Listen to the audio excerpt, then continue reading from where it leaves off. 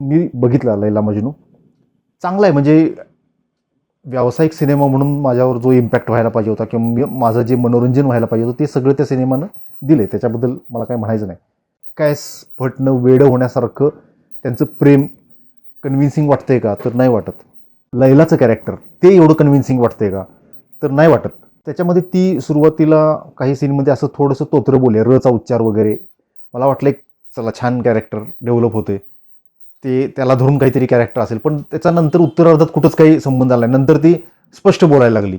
90च्या दशकातल्या सिनेमाचं DI, म्हणजे त्यावेळेला DI हा शब्द नव्हता, कलर करेक्शन होतं.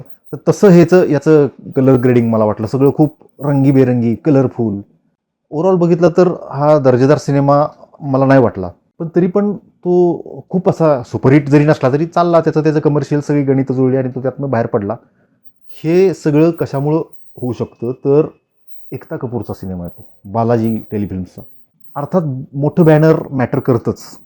लैला मजनूसारखे सिनेमा तर मगाशी म्हटल्याप्रमाणे मोठमोठ्या बॅनरवर स्वार होऊन, म्हणजे लोकांना चांगलं वाईट आपल्याला काय आवडते नाही आवडत हे कळायच्या आत त्यांच्यावर थोपवून पैसे कमवून मोकळे होतात.